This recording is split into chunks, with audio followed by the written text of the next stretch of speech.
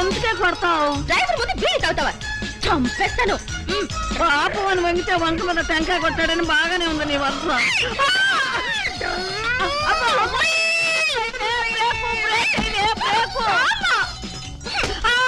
ఎందుకే మళ్ళీ కొట్టావు?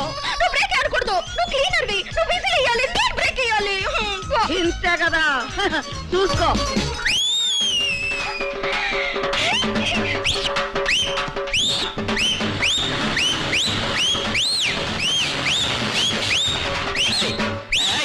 దానిపించి నీకెక్కిందా?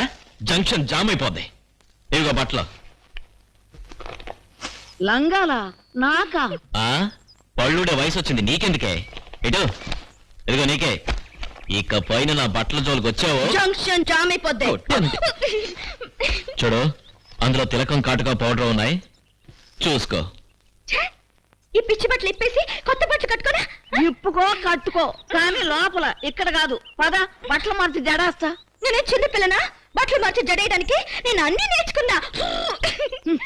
ఏం పిల్లరా యారా, నువ్వు నిజంగా నరసింగాడివేనా? ఇంట్లో బియ్యం ఉన్నాయా, ఉప్పుందా, పప్పుందా అని ఏనాడు ఆలోచించరు నువ్వు. ఇవాళ దానికి ఇన్ని కొనుక్కొచ్చావంటే గబుక్కుని నువ్వెక్కడ మనిషివైపోతున్నావోనని అనుమానంగా ఉంది. నీ బ్యాండ్ ఆపు. ఈ పిచ్చిది రోజుకు నా బట్టలు 4 జతలు నాశనం చేస్తుంది. ఇవాళ ఈ బట్టలు తీసుకురాకపోతే రేపటి నుంచి డ్రాయింగ్ మీద తిరగాలి. ఎందుకైనా మంచిది నువ్వు లోపలికి వెళ్ళు, లేకపోతే ఈ పిచ్చి తీసుకొచ్చిన బట్టలు రెబ్బల్లా కత్తిరిస్తుంది.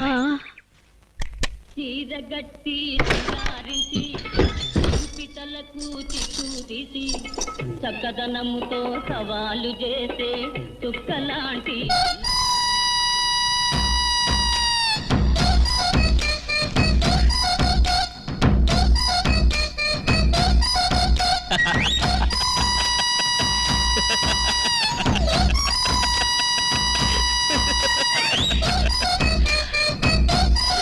పుట్ట బొమ్మలా ఉంది కదరా? ఏదో తేడా కనిపిస్తుంది. అవునరా. మా అమ్మ కళ్ళు. కళ్ళకేమైంది? అబ్బో, పచ్చికాయలు పగిలినట్టున్నాయి. నిజమేనే, రెప్పలు పడటం లేదు, గుడ్లు పడిపోయేటట్టున్నాయి. ఒరే నాయనా, డాక్టర్ దగ్గర తీసుకెళ్దాం. విషయం ఇక్కడుందే.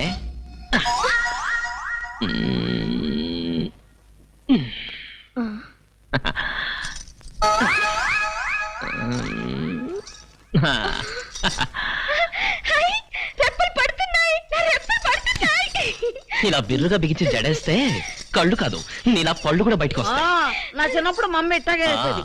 అందుకే ఇలా